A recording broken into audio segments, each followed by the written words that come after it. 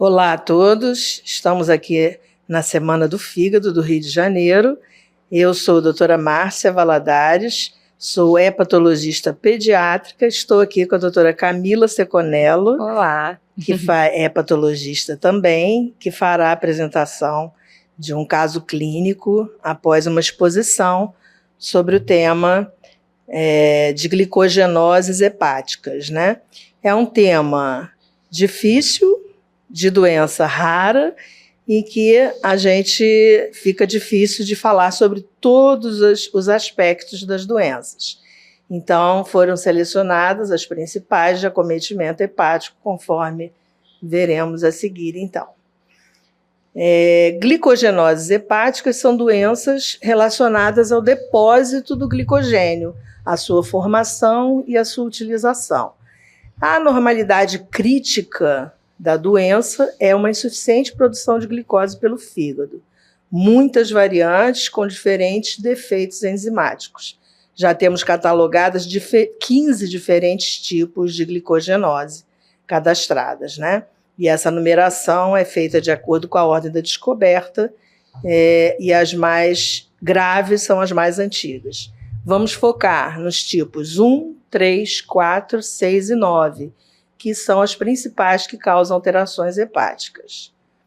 Aqui, ilustrando para vocês, né, os vários tipos que já foram catalogados com as alterações genéticas, e observando aqui que os principais que a gente vê, os mais comuns, tipo 1, descrito em 1929, e tipo 3, descrito em 1928, né? São os principais que a gente vê.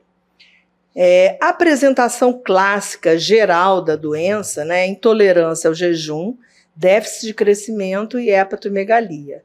O perfil bioquímico clássico é hipoglicemia, hiperlactacidemia, elevação das enzimas hepáticas e hiperlipidemia.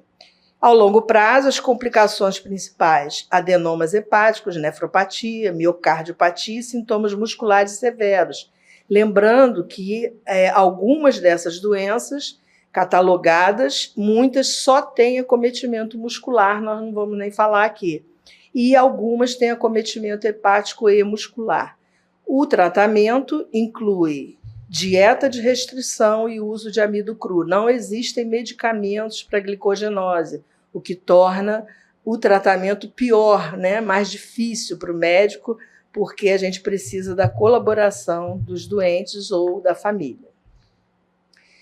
Primeiro, antes de entrar nas doenças em si, né, eu acho que é muito importante, essa é a minha missão principal aqui hoje, é fazer com que as pessoas entendam assim, o porquê do quadro clínico da doença, que isso facilita muito o entendimento. Lembrando, então, que estamos falando do glicogênio, né, que é o polímero de glicose encontrado primariamente em fígado e músculos, e que é a nossa fonte rápida de energia. A degradação do glicogênio gera glicose para circulação quando a gente precisa de energia, para que haja aquele processo da degradação da glicose com formação de ATP. Só que o glicogênio do fígado é o único que é liberado na forma de glicose, porque só o fígado tem enzima que consegue liberar a glicose, a gente vai ver a seguir. Já o glicogênio do músculo, ele é apenas para consumo do músculo, não é liberado na circulação a glicose. Alguns conceitos são básicos e a gente precisa entender. A glicólise, que é essa reação de degradação da glicose com formação de ATP, a glicogênese, que representa o que? A formação do glicogênio a partir da glicose, a gliconeogênese, que é a formação de glicogênio a partir de monossacarídeos, que inclui aqui principalmente a frutose e a galactose, que isso vai ser muito importante na hora da restrição dietética, como a gente vai ver, e também há outras substâncias que podem ser convertidas em glicose e contribuírem para a formação do glicogênio, como ácido lático, ácido pirúvico, glicerol e alguns aminoácidos deaminados, como a alanina. A glicogenólise é justamente o processo de degradação do glicogênio, armazenado nas células com nova formação de glicose no final. Esse esquema aqui parece complicado, mas ele é um esquema resumido, eu acho importantíssimo a gente saber. A glicose entra na célula, se transforma em glicose 6-fosfato. O fígado é o único que tem essa enzima aqui, que é a glicose 6-fosfatase, que vai fazer com que essa glicose consiga ser liberada para a circulação. A partir da glicose 6-fosfato, 2 caminhos podem se fazer. O caminho da formação do glicogênio, lembrando que as enzimas que participam da formação do glicogênio são diferentes da enzima que participa da degradação, que é a fosforilase. A degradação ela só ocorre em estímulo quando você tem uma hipoglicemia, por exemplo, aí há um estímulo hormonal que ativa a fosforilase e faz com que o organismo libere o glicogênio. Mas esse passo aqui, ele está sempre acontecendo à medida que você tem glicose 6-fosfato. E para baixo, o que acontece? É o caminho da glicólise, que é a degradação, com formação de ATP, piruvato, lactato, ácidos graxos e também o ciclo dos ácidos tricarboxílicos que gera energia. Além disso, a gente tem também, nesse mesmo esquema, né, uma outra via, que é chamada via das pentoses, que forma ácido úrico na degradação. Então, a gente vai ver isso aí como é importante. 3 grupos principais de glicogenose, aquelas com defeito em ambos os processos, tanto na glicogenólise, que é a degradação, quanto na formação de glicose através de outras fontes, a gliconeogênese. Nesse grupo está a glicogenose tipo 1. A glicogenose tipo 1 é a mais comum, com apresentação na infância, principalmente, né? E é a que é mais florida em termos de sintomas e sinais e aspectos bioquímicos. O outro grupo é esse do defeito, quando você tem defeito tanto lá de cima, da degradação ou formação do glicogênio, mas a gliconeogênese está intacta. Esses grupos são os tipos 3, 6 e 9. Então, como você tem a gliconeogênese intacta, você não tem tanta hipoglicemia. E o outro é o grupo com alteração no estoque de glicogênio, que é o tipo 4, a gente vai falar depois. O tipo 1, que eu falei, esse é o mais florido, importante, chamado doença de von Guericke, é a forma mais comum na infância e se apresenta na infância precoce a deficiência daquela glicose 6-fosfatase que libera a glicose para o sangue. Ela foi descrita em 1929 e 30 anos depois se descreveu também um caso em que havia enzima, mas existia um defeito no transporte da enzima. Então, você tem a glicogenose tipo 1A, que é o defeito da enzima, e 1B, que é o defeito no transporte da enzima. O fígado fica incapaz de liberar a glicose em resposta ao estímulo da hipoglicemia.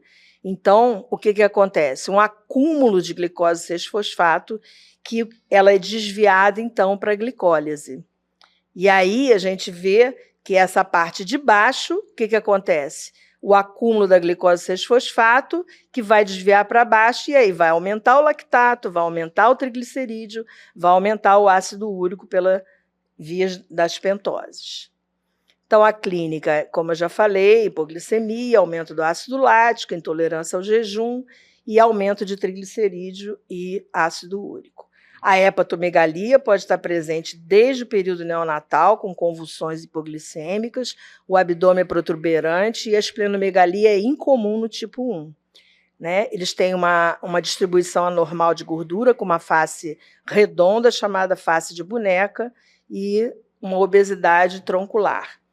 Também uma disfunção da agregação plaquetária, não é plaquetopenia, que pode causar sangramentos. Além disso, retardo de crescimento, osteopenia, anemia e cisto de ovário nas meninas.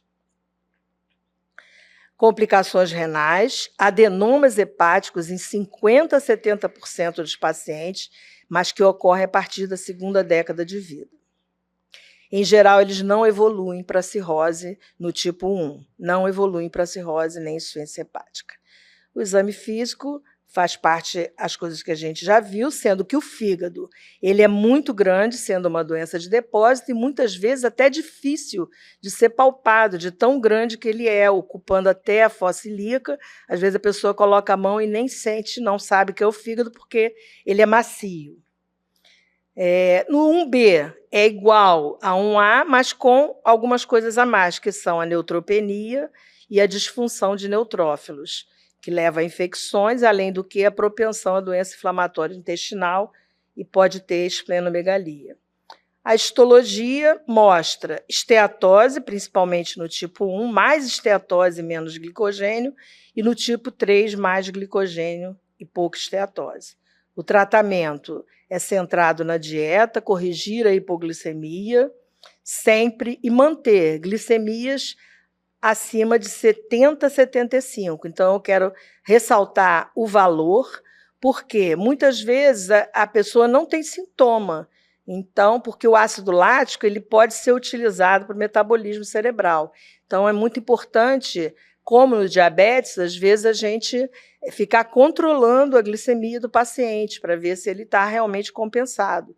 Você deve perseguir no tratamento sempre a ausência de hipoglicemia, porque toda vez que você tiver hipoglicemia, a fosforilase vai ser ativada e você vai degradar glicogênio, aumentar a glicose 6-fosfato e desviar lá para baixo e fazer aquele metabolismo todo que a gente não quer.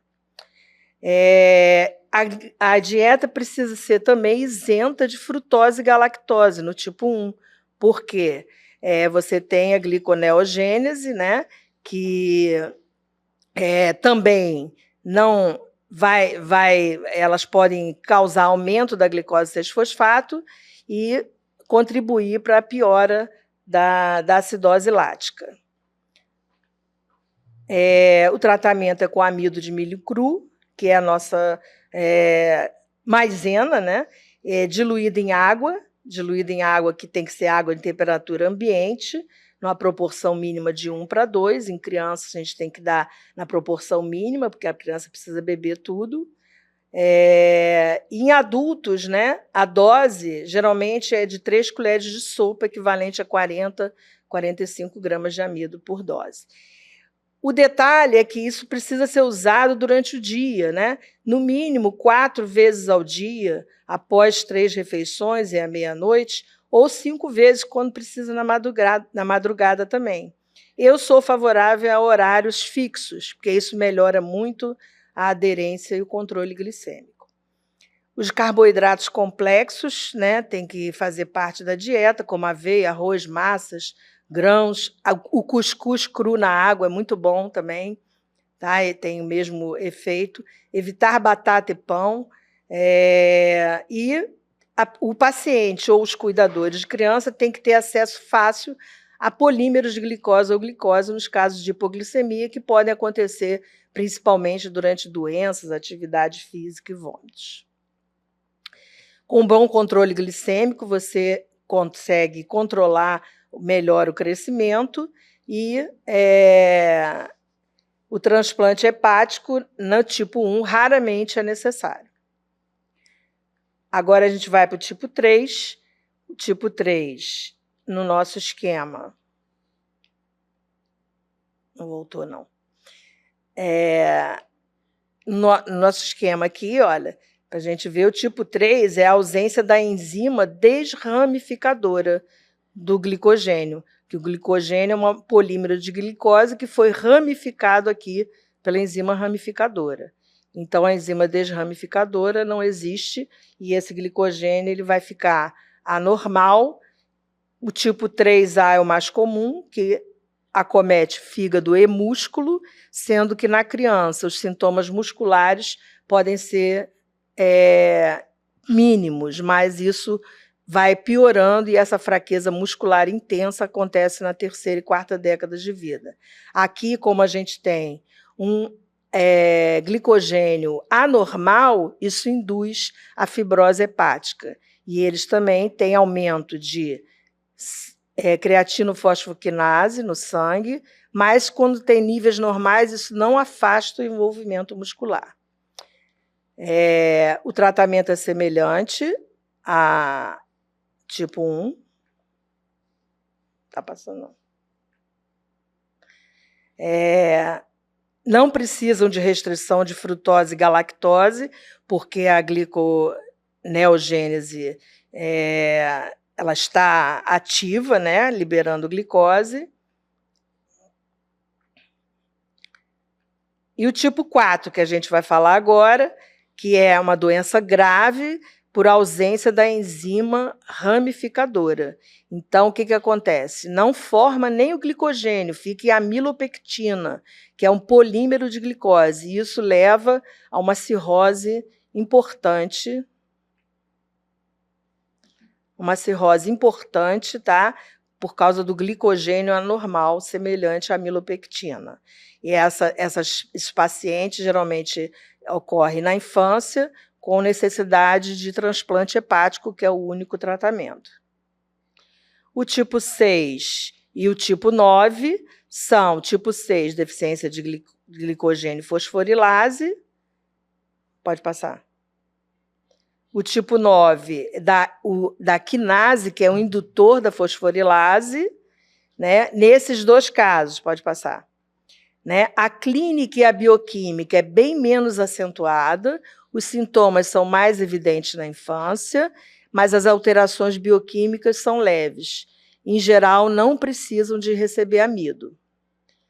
Era isso que eu queria apresentar. Muito obrigado. E agora a Camila vai dar continuidade. A gente tem algumas perguntas aqui, principalmente do ponto de vista do hepatologista do adulto, né? Uma doença que a gente vê pouco, mas que pode chegar até a nossa mão. Então, acho que são algumas coisas importantes para a gente pensar.